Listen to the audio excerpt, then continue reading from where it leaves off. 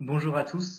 Je me présente. Donc, Dimitri Dupré, je suis animateur de la commission locale de l'eau du Sage du Haut-Allier. Je m'occupe du suivi de l'étude avec Lucie Mazot, qui est l'animatrice sur l'Allier Aval. Et donc, on mène depuis 2019 cette étude HMUC sur nos deux territoires.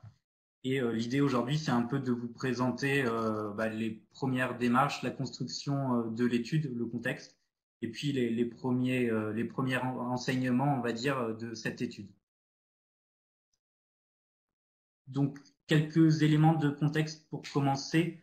Donc, l'établissement public Loire est la structure porteuse des deux sages et également de l'étude HMUC.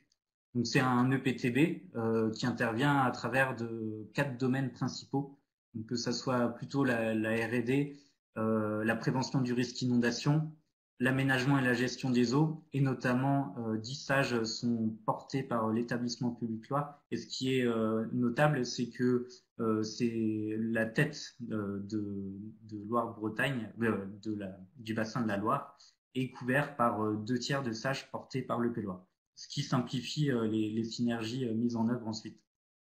Et puis le dernier domaine d'intervention de l'EP Loire porte sur la gestion de 2 ouvrages euh, qui sont structurants à l'échelle du bassin, qui sont Villeray qui réalimente l'axe Loire et Nossac qui alimente l'axe Allier puis Loire. Donc c'est en termes de volume, c'est 190 millions de mètres cubes qui sont stockés et qui peuvent être déstockés.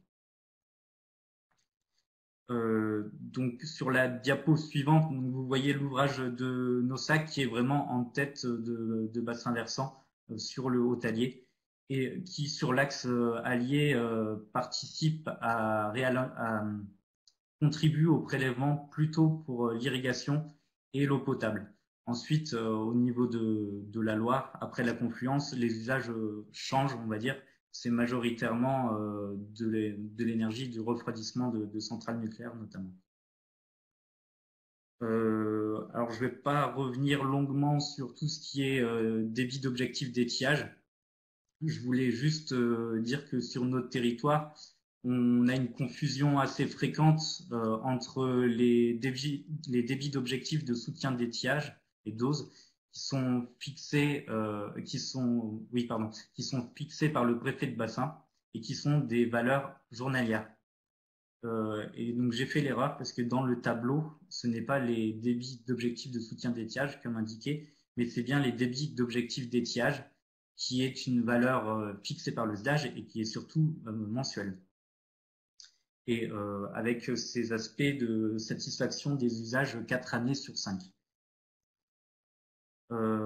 Donc là, cet ouvrage, il a vraiment un impact structurant sur les activités, les usages et l'axe allier. Et c'est pour ça que cette vision d'axe de travail à la fois sur le sage du Haut-Allier et sur l'Allier aval a été retenue. Qui plus est, donc on a un sage allier aval qui a été approuvé en 2015, un sage hôtelier qui a été approuvé l'année suivante, 2016, qui indique tous les deux des sujets d'ordre quantitatif, alors plutôt sur l'amélioration de la gestion des ressources sur le hôtelier, et tandis que allier aval, les notions développées sont surtout de satisfaction des besoins naturels et humains sur le long terme. Mais avec ces deux sages, on va dire nouvellement approuvés, bon, ça fait quand même 4 ans maintenant, euh, euh, il y a des objectifs communs qui ont permis de travailler ensemble sur ce sujet quantitatif, notamment en termes d'amélioration des connaissances. On est sur 2 secteurs avec un déficit de connaissances sur certains aspects. Les deux sages ont identifié des économies d'eau nécessaires par les usagers, par l'ensemble des usagers. Également des enjeux d'harmonisation de la gestion de crise au moment de l'étiage, et puis un partage de la ressource de ces usages et une répartition des besoins, des prélèvements dans un contexte de changement climatique. C'est-à-dire qu'il y a vraiment une vision prospective qui a été souhaitée par les 2 commissions locales de l'eau. c'est-à-dire qu'on n'est pas sur des secteurs à enjeux extrêmement forts comme on peut le voir sur certains bassins versants. Néanmoins, la gestion quantitative de l'eau pose problème actuellement et posera probablement problème dans le futur. Donc également, je reviens pas sur le fait que le contexte, on va dire, réglementaire du SDAGE appuie la légitimité des commissions locales de l'eau pour porter ces études. Donc un peu plus dans le détail. L'étude, elle porte sur l'ensemble des sages du Haut-Allier et Allier-Laval, c'est-à-dire quasiment la totalité de l'axe de l'Allier, c'est-à-dire il manque le sage à Lannion, Dore et Sioule. Mais ça reste quand même une vision assez centrée autour d'une rivière principale qui est l'Allier, qui est très structurante sur le territoire en termes d'usage. Alors, on a quand même des petites différences entre les deux secteurs.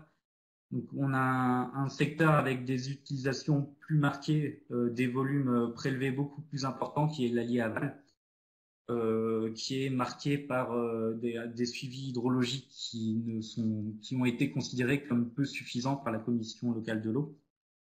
Et puis, on a des sollicitations marquées, notamment en période d'étiage, sur l'Allier, sur sa nappe d'accompagnement, au niveau, on va dire, à partir du département du Puy-de-Dôme et sur l'Allier. Donc, c'est des usages principalement pour l'eau potable, l'irrigation, et de manière un peu moins marquée pour l'industrie également. Alors, les deux secteurs ont aussi des ressources souterraines peu marquées pour le Haut-Allier. Donc, on a une masse d'eau volcanique à cheval avec un autre sage, Loire-Amont, et des ressources conséquentes d'eau potable souterraine pour l'Allier aval.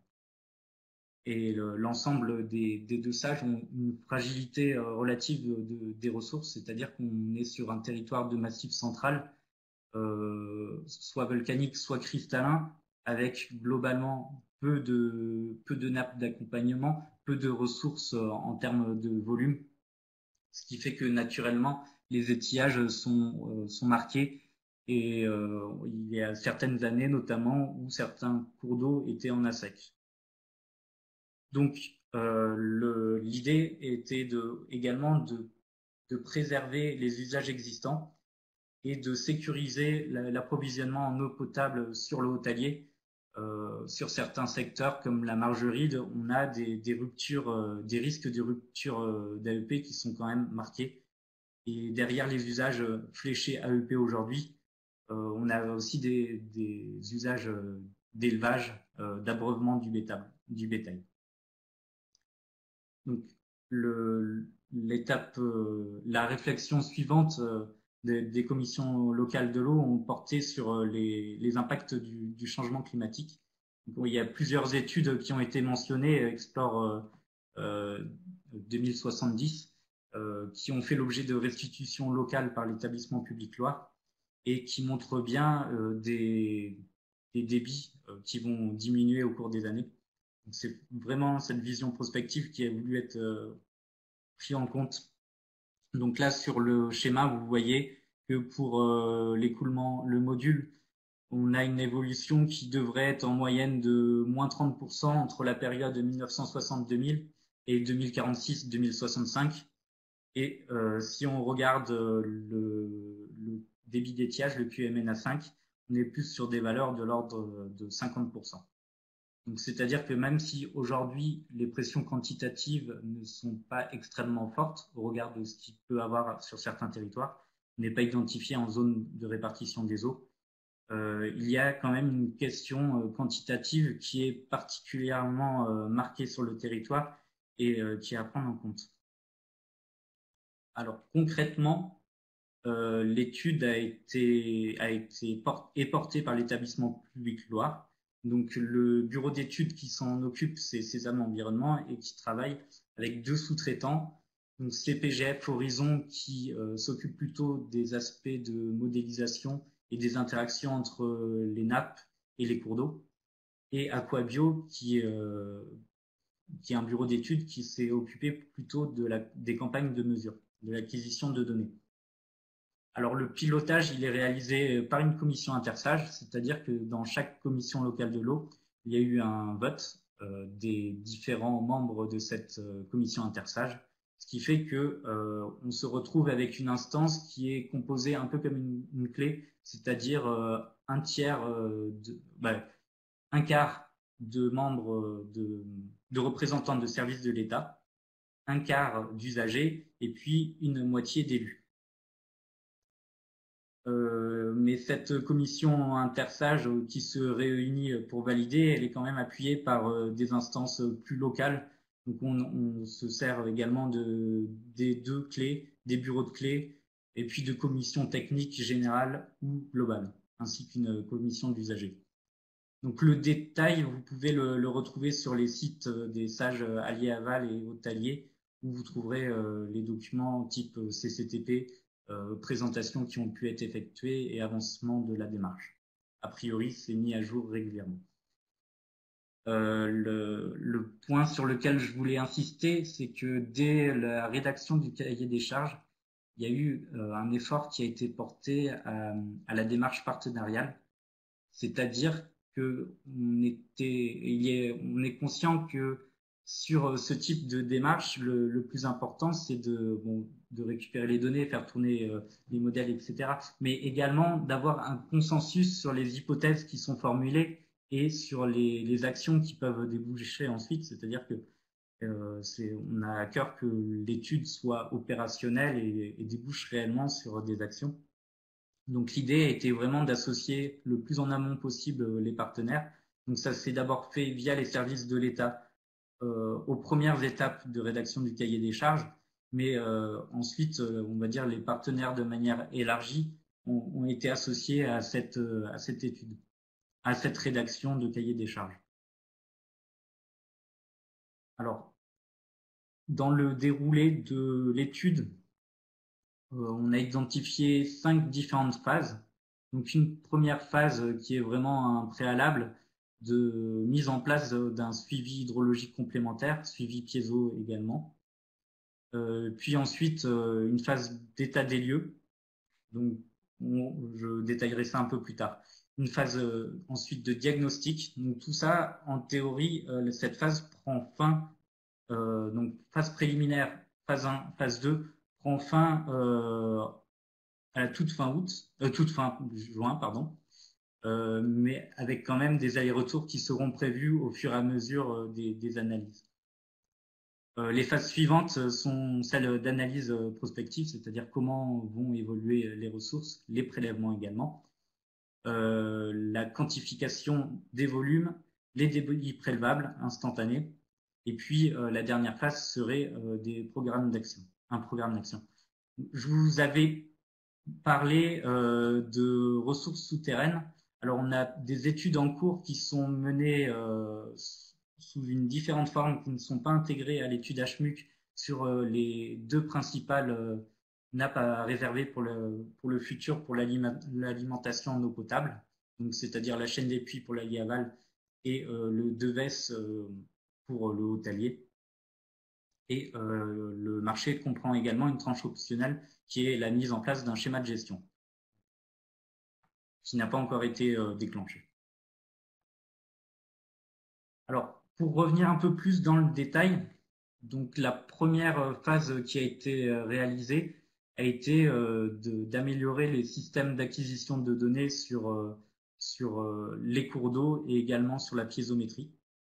Donc, pour ce faire, il y a eu une démarche encore de concertation qui a été menée sur le choix de la localisation de suivi complémentaire. Donc, c'est-à-dire qu'on a un réseau existant qui a pu être doublé pour 3 ans. Alors, peut-être avec une vocation de se pérenniser sous réserve de financement, bien entendu. Mais les acteurs du territoire ont été appelés à se positionner sur des localisations de stations hydrologiques, c'est-à-dire globalement sur les cours d'eau qui ne sont peu ou pas suivis et sur les secteurs, on va dire, à enjeu, c'est-à-dire on a un usage qui est particulièrement marqué à cet endroit, par exemple, des prélèvements forts, marquants sur le territoire, ou une stratégie de gestion, des modalités de gestion qui font que la station hydrologique a un intérêt particulier sur cette localisation. Donc, il y a eu également des suivis piézométriques qui ont été réalisés, mais uniquement pour l'allié aval. Alors, pour revenir un peu sur les questions précédentes de la précédente intervention sur le dimensionnement du réseau de suivi, ce qui a été fait dans le CCTP, c'est proposer une quarantaine de stations hydro sur l'allié aval, une vingtaine sur le haut-allier, et finalement, la concertation a permis d'un peu affiner ce nombre, donc en restant dans l'enveloppe globale, proposer un repositionnement. Finalement, on fait 39 sur l'allié aval et 21 sur le haut-allier. Donc ça a permis un peu d'adapter le dispositif prévu. Également, dans les... Hop, je passe à la suite. Dans la phase préliminaire d'acquisition de données, ce qui a été prévu et réalisé, c'est mettre en place des protocoles micro-habitat. Donc la méthode, c'est estimable. Donc c'est-à-dire qu'on a une soixantaine de stations estimables qui de même ont été positionnées en fonction des échanges avec les acteurs locaux sur l'allié aval et sur le haut-allier. Donc ça consiste en 2 campagnes de mesure au niveau de stations hydro existantes. Qui plus est, on a sur le territoire des données de DMB qui existent, des études qui ont été précédemment menées.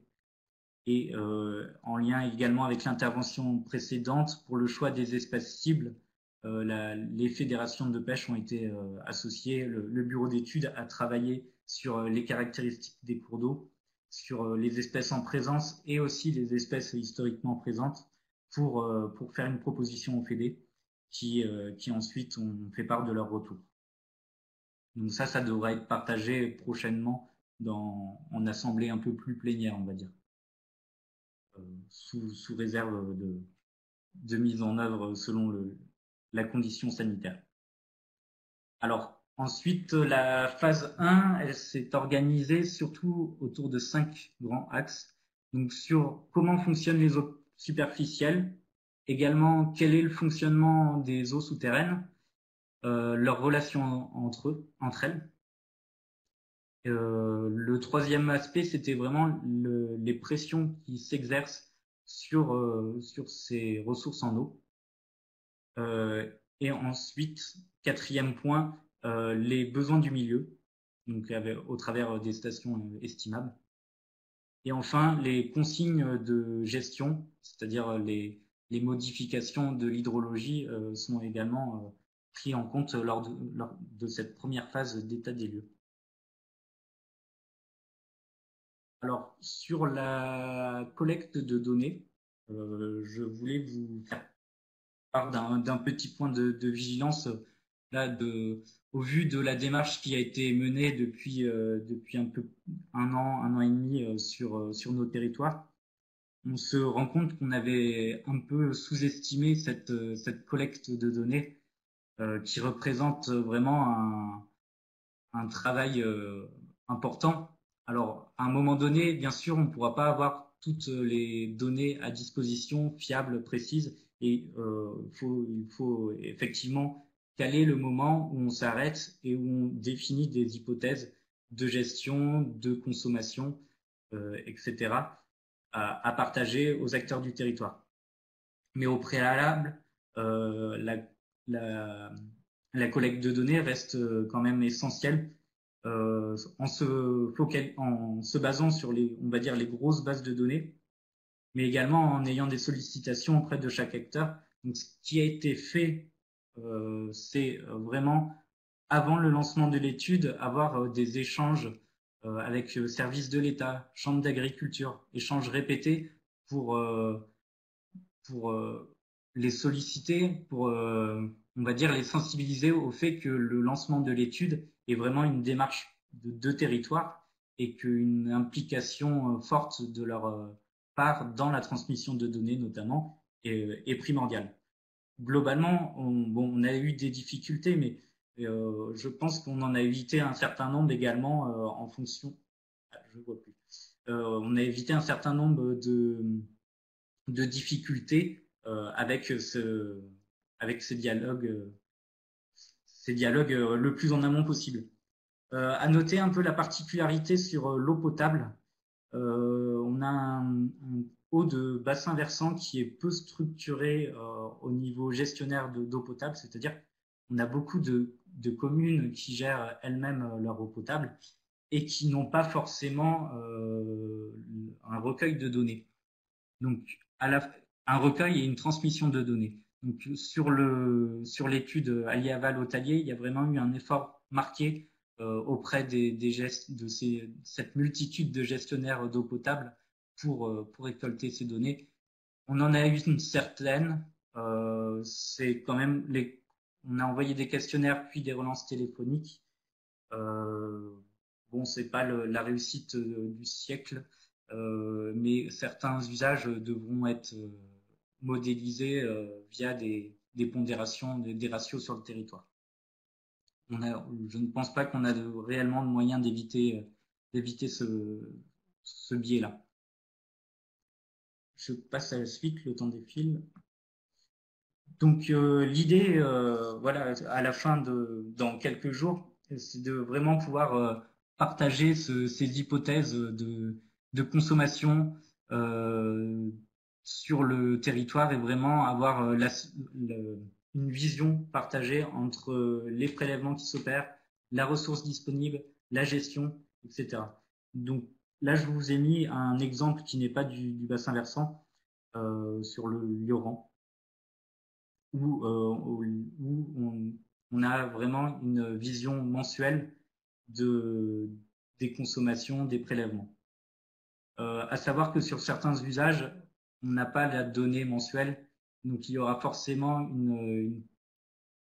une répartition de ces prélèvements qui sera fait en fonction des études, on va dire, sur le territoire, qui nous permettent de définir des ratios et de pouvoir connaître, approcher en tout cas les prélèvements mensuels. Enfin, la phase suivante sera vraiment de voir le lien entre les prélèvements et les ressources. Est-ce que localement, par entité de gestion, donc nous, ça sera probablement les entités hydrocohérentes, est-ce qu'on est sur un équilibre? Est-ce qu'on a un déséquilibre et pourquoi? Puis ensuite, le confronter au changement climatique. Donc, les commissions locales de l'eau ont voulu plutôt se baser sur des projections relativement proches, donc à horizon 10 ans, mais aussi à horizon 30 ans, pour vraiment avoir ces deux aspects moyen terme et long terme d'évolution. Donc c'est évolution du climat, mais également évolution des usages. Et pour ce faire, un certain nombre d'ateliers locaux vont être réalisés entre usagers pour, d'une part, valider les données, l'état des lieux, les hypothèses, et d'autre part, avoir leur réaction sur les évolutions à venir et sur le scénario retenu pour les évolutions. Enfin, l'idée est également aussi d'avoir une vision sur les différentes périodes de l'année, pas uniquement en période estivale, en période d'étiage, mais vraiment d'avoir une vision un peu plus intégrative sur toute l'année.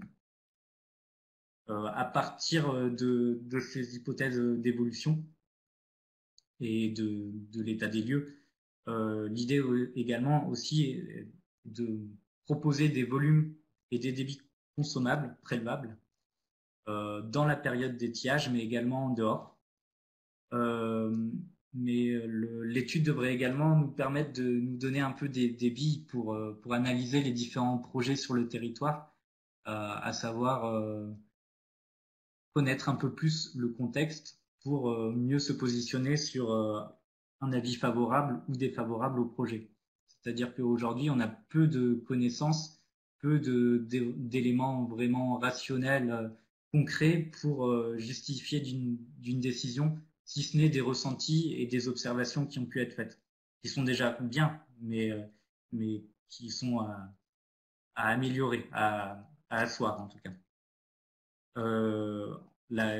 Cette phase-là devrait également nous permettre de proposer des scénarios de répartition entre usages, donc différents volumes, différents débits prélevables par usage, par entité de gestion.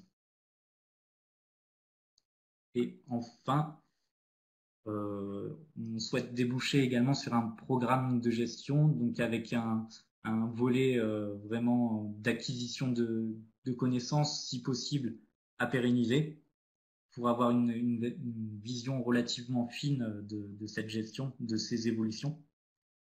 Une action également plutôt de type réglementaire, c'est-à-dire que l'étude doit vraiment nous donner des éléments sur le DOE, sur également tout ce qui est dispositif de gestion de crise, seuil pour les arrêtés cadres de sécheresse.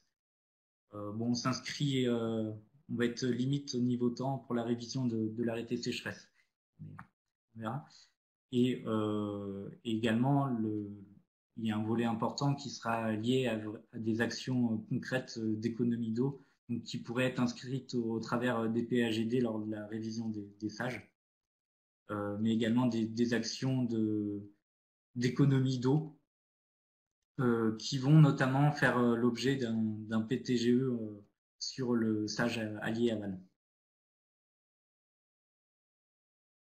Voilà, donc c'est la suite, c'est ce que je vous évoquais.